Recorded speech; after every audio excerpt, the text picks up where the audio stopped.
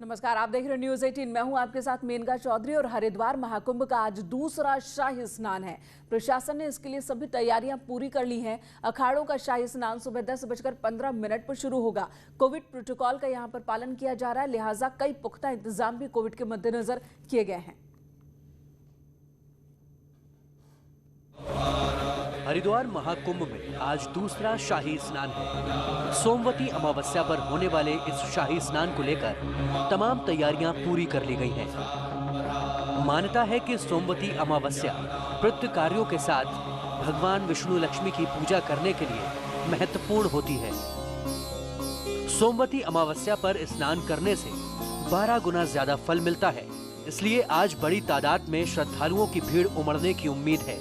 लिहाजा इसी हिसाब से प्रशासन ने भी इंतजाम किए हैं। शायद सोमवती अमावस्या को होने वाले स्नान को लेकर प्रशासन भी पूरी तरह से मुस्तैद नजर आ रहा है, जिसके लिए सभी अखाड़े पूरी तरह से तैयार हैं। सभी 13 अखाड़े स्नान के लिए जाएंगे शंकराचार्य चौक से और उसके बाद ब्रह्मकुंड हर की पैड़ी पर डुबकी लगाएंगे। स्नान के बाद सभी अखाड़े अपनी अपनी छावनियों में वापस चले जाएंगे।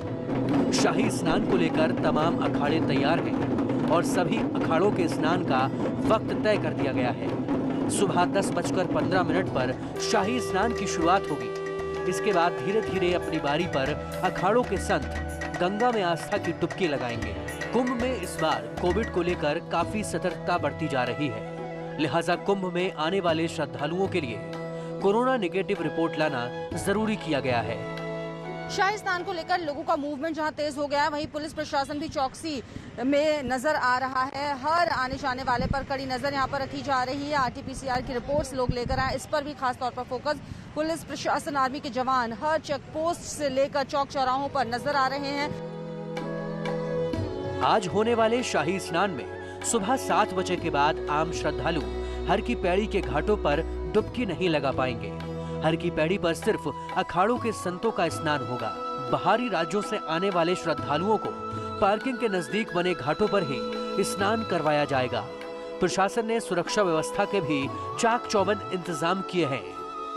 जो हमारे ब्रह्मकुंड वाले एरिया है, जहाँ पर कि हम लोग सुबह 7 बजे तक आम श्रद्धालुओं को स्नान के लिए प्रेरित करेंगे कि वो आए और स्नान करें। लेकिन 7 बजे के बाद हम किसी को भी वहाँ अलाउ नहीं करते, क्योंकि ये पूरा एरिया आरक्षित रहता है सारे जितने भी हमारे 13 अखाड़े हैं उनके शाही स्नान के लिए, और ये शाम तक चलता है। इस दौरान जितने भी पब्लिक वहाँ आती है उस पर्टिकुलर डे पे स्नान के लिए, वो अन्य घाटों का प्रयोग करेगी।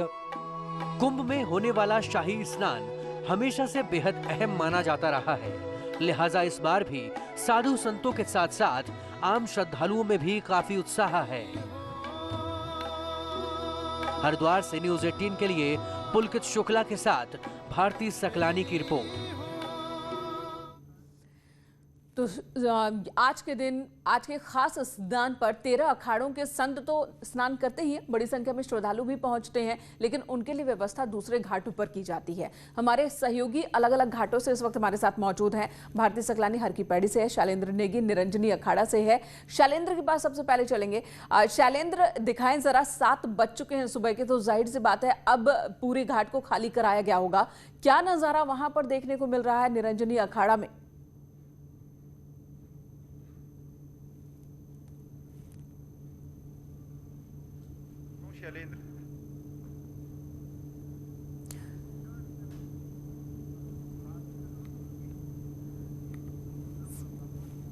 तो ये तस्वीरें आप देखिए, हम अपने सहयोगियों के पास चलेंगे, अलग अलग जगहों की तस्वीरें दिखाएंगे। घाट पर क्या इंतजाम है, अखाड़ों में किस तरह की तैयारी चल रही है, सज धज कर किस तरह से जो हमारे सन्यासी हैं वो शाही स्नान के लिए निकलने की तैयारी में है, ये भी हम आपको दिखाएंगे। अलग अलग कैंप में हमारे सहयोगी मौजूद हैं, लेकिन उससे पहले की ये तस्वीरें देख लीजिए।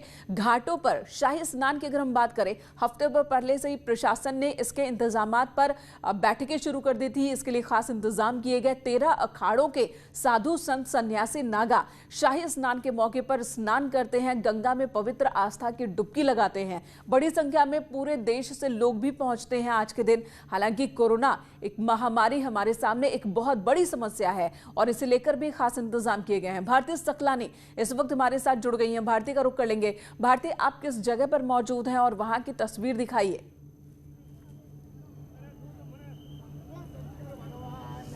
जी मेनका, मैं इस वक्त हर की पैड़ी पर मौजूद हूं और यहाँ पर सुबह से ही श्रद्धालु जो हैं वो आस्था की डुबकी यहाँ पर लगा रहे हैं। सोमवती अमावस्या के स्नान का विशेष महत्व होता है और उसी सिलसिले में आप देख सकते हैं कि लोग जो हैं वो आस्था की डुबकी लगाते हुए यहाँ पर नजर आ रहे हैं। 8 बजे तक का यहाँ पर ये समय है। 8 बजे के बाद यहाँ पर कोई भी आम श्रद्धालु स्नान नहीं कर पाएगा। इससे पहले सभी लोग चाहते हैं कि वो अपने तरफ से यहाँ पर एक आस्था की डुबकी लगा ही ले। क्या महत्व होता है वो भी हम जान लेते हैं। पंडित जी इस वक्त हमारे साथ मौजूद हैं, उज्जवल निगम जी। उज्जवल जी, मुझे बताइए आप, सोमवती अमावस्या का विशेष महत्व होता है। पितरों के लिए कहा जाता है कि ये स्नान जो है किया जाए तो मोक्ष की उन्हें प्राप्ति मिलती है, और क्या कुछ महत्व? ऐसा कहा जाता है कि वैसे तो सभी अमावस्या पितरों के निमित्त होती हैं, पितरों का दान पुण्य इत्यादि करना चाहिए। सोमवती अमावस्या अपने आप में एक दुर्लभ योग होता है जो कि वर्ष में पड़ता है और कुंभ के पर्व के समय पे पड़ने पर निश्चित तौर पर इसकी और ज़्यादा महत्वता बढ़ जाती है। इसलिए लोग आज इस कुंभ के स्नान के साथ साथ जब गंगा स्नान करते हैं अपने पितरों के प्रति तर्पण, जलांजलि, पिंडदान इत्यादि करते हैं। जो लोग, जो दिवंगत व्यक्ति, जो उनके परिजनों के दिवंगत लोग हैं, उनकी मुक्ति के लिए अर्थात भगवान विष्णु के धाम पहुंचे, उनको मोक्ष प्राप्ति हो, जिसके कारण उनके घर में वंश वृद्धि, ऐश्वर्य वृद्धि, जो व्यापार का नुकसान होता है व्यापार वृद्धि, तमाम प्रकार की जो सुख इत्यादि हैं वो सब प्रदान हो। इसलिए अपने पितरों को प्रसन्न करने के लिए जो पुरुष लोग हैं वो इस प्रकार का कर्म करते हैं, और जो हमारी माताएं बहनें हैं, जो वैवाहिक स्त्रियां हैं, वो अपने पति की लंबी आयु के लिए आज ये बड़ा कठिन व्रत रखती हैं।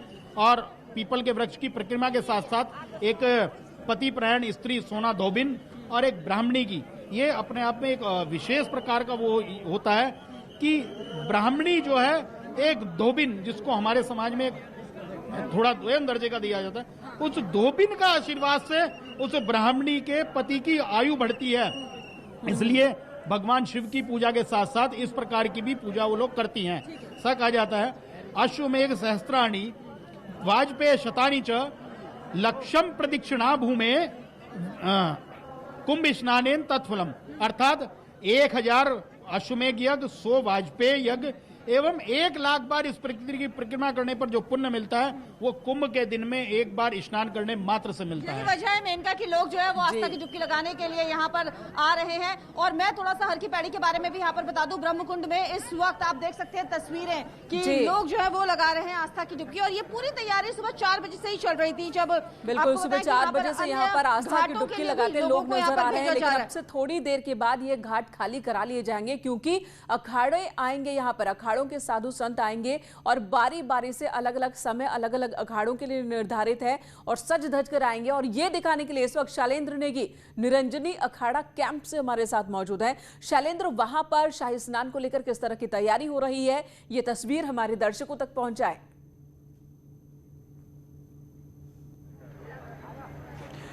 देखिए, मैं इस समय निरंजनी अखाड़े में हूं और सबसे पहले निरंजनी अखाड़ा ही स्नान की शुरुआत करेगा। और यहां पर मैं दिखाऊं कि रथ सजने लगे हैं, जो जिसमें महामंडलेश्वर, आचार्य महामंडलेश्वर और इसके अलावा जो इनके श्री महंत हैं अखाड़ों के, वो सब इसमें शामिल होंगे। हमारे साथ ज्योतिर्मयानंद जी महाराज मौजूद हैं। महाराज जी, किस तरीके का रहेगा इन रथों में, किस तरीके के साधु संत बैठेंगे और क्या रहेगी पूरी शोभा? एक सनातन परंपरा की, आप इसको पकड़ लीजिए, मैं विजुअल्स दिखाऊं। जी बताइए महाराज। हिंदू वैदिक एक महापर्व है। इस महापर्व में अखाड़ों की एक अपनी परंपरा होती है। उस परंपरा के अनुसार ये अखाड़े के सभी महामंडलेश्वर, महंत, श्री महंत, पंच परमेश्वरों के साथ पहले हमारे जो अखाड़े के देवता हैं माँ भगवती हैं, उनका स्नान होगा। तत्पश्चात नागा सन्यासियों का स्नान होगा। उसके उपरांत आचार्य महामंडलेश्वर सहित महामंडलेश्वरों का स्नान होगा। तो निश्चित रूप से ये विश्व का सबसे बड़ा इवेंट है और ये ऐसी सुंदरता भारत में ही देखने को मिलती है। महाराज जी, ये बताइए कि जो निरंजनी अखाड़ा है उससे कितने साधु संत जुड़े हुए हैं, कितने महामंडलेश्वर हैं, कितनी बड़ी फौज है आपके पास साधु संतों की? सैकड़ों महामंडलेश्वरों के साथ आज निरंजनी अखाड़ा स्नान करेगा और लाखों नागा सन्यासी होंगे और देश भर से अनेक प्रांतों से सुदूर गांवों से श्रद्धालु आए हुए हैं जो अखाड़ों के साथ जाकर के आज स्नान करेंगे। निश्चित रूप से सारा विश्व आज इस भारत को देखेगा और ये अद्भुत नजारा होगा जो देखने लायक होगा। बिल्कुल बिल्कुल। और वो जो नज़ारे हैं वो हम अपने दर्शकों तक न्यूज़ 18 लगातार पहुंचा रहा है। जब से कुंभ की शुरुआत हुई, महाकुंभ की शुरुआत हुई, हर एक तस्वीर हम अपने दर्शकों के लिए लेकर आ रहे हैं। खासकर जब कोरोना केस जब बड़ी संख्या में देखने को मिल रहे हैं, श्रद्धालुओं की संख्या कम ही है हर साल के मुकाबले। हर 12 साल पर जो महाकुंभ लगता है उसके मुकाबले इस बार जो है वो संख्या कम है, क्योंकि नियम बहुत सख्त कर दिए गए हैं। इसलिए जरूरी है कि हर एक तस्वीर हम अपने दर्शकों तक पहुंचाएं। पुलकित हमारे साथ जुड़ चुके हैं, शंकराचार्य चौक हरिद्वार से हमारे साथ मौजूद है। पुलकित, आपके पास आती हूं, वहां पर कैसे तैयारियां चल रही हैं, क्या देखने को मिल रहा है आपको?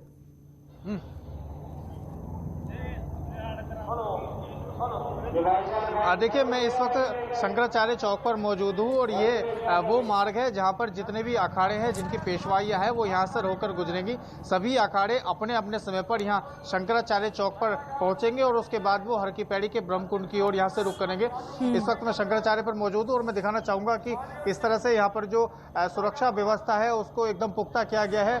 जिन रास्तों से, जिन मार्गों से अखाड़ों की पेशवाई आनी है वहाँ पर बैरिकेडिंग की गई है फिलहाल, क्योंकि अभी पेशवाइयों के यहाँ से गुजरने में काफी समय है, तो इसलिए जो आम लोग हैं वो यहाँ पर चहलकदमी करते हुए नजर आ रहे हैं। लेकिन जैसे जैसे समय बढ़ेगा और समय जो है उसके नजदीक आएगा तो इन लोगों का आवाजाही यहाँ से बंद कर दी जाएगी।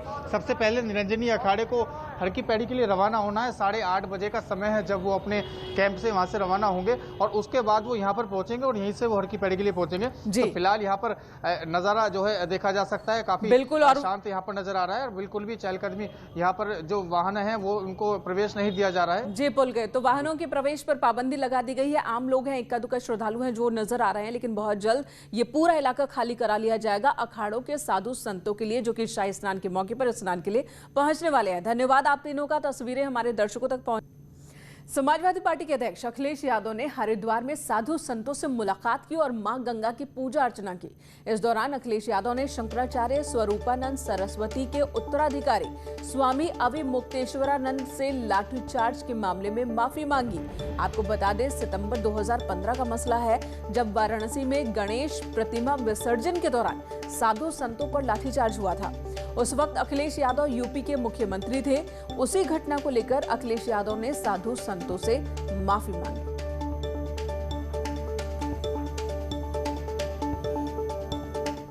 जो घटना 2015 ईस्वी में हुई थी, उनके जब वो मुख्यमंत्री थे हमारे साथ, गणेश जी की प्रतिमा के विसर्जन के दौरान लाठीचार्ज किया गया था, हमको भी मारा पीटा गया था। तो वो आए तो हम तो उस बात को याद करना नहीं चाहते थे, लेकिन जब वो वहाँ पर आए तो उन्होंने पहला ही शब्द कहा कि शरणागत हूँ। यही पहला शब्द उनका निकला, तो शरणागत को तो स्वीकार करना ही पड़ता है। तो हमने कहा कि ठीक है, फिर ज़्यादा हमने उस बारे में चर्चा नहीं की। उन्होंने एक शब्द कहा, हमने उसका मर्म समझ लिया और शरणागत के क्या कहना था, इसलिए उस बारे में हमने कुछ कहा भी नहीं। और इसी बीच एक बड़ी खबर माफिया डॉन मुख्तार अंसारी से जुड़ी है। जबरन वसूली के केस में मुख्तार अंसारी की आज मोहाली कोर्ट में वीडियो कॉन्फ्रेंसिंग के जरिए पेशी होगी। मुख्तार को आज लखनऊ के एमपी एमएलए कोर्ट ने भी तलब किया है। मोहाली की कोर्ट में जो अदालत में मामला चल रहा है एक व्यापारी से रंगदारी मांगने के मामले में, उसमें आज वीडियो कॉन्फ्रेंसिंग के जरिए मुख्तार अंसारी की पेशी होनी है। बांदा जेल में इस वक्त मुख्तार अंसारी बंद है और आज ही एमपी एमएलए कोर्ट ने भी मुख्तार अंसारी को तलब किया है। ये पेशी भी वीडियो कॉन्फ्रेंसिंग के जरिए ही होनी है। यूपी कैबिनेट की आज शाम एक बहुत ही अहम बैठक होने वाली है और इस बैठक में कल हुई सर्वदलीय बैठक में दिए गए सुझावों पर भी विचार होगा और कोरोना कंट्रोल को लेकर कुछ बड़े फैसले भी लिए जा सकते हैं। शाम 6 बजे ये मीटिंग होनी है। इससे पहले सीएम योगी आदित्यनाथ सुबह 10:30 बजे कोरोना को लेकर रूटीन बैठक करेंगे, जिसके बाद शाम 5 बजे राज्य में बढ़ते कोरोना को लेकर मेयर, नगर निगम, नगर पालिका, नगर पंचायत अध्यक्षों के साथ एक वर्चुअल मीटिंग होगी। आपको बता दें, यूपी में बीते 24 घंटे में 12,787 नए केस सामने आए, जो इस साल का सबसे बड़ा आंकड़ा है। वहीं कोरोना संक्रमण की वजह से पिछले 24 घंटे में 48 लोगों की मौत की पुष्टि हुई है। सबसे ज्यादा 23 लोगों की मौत राजधानी लखनऊ में ही हुई है।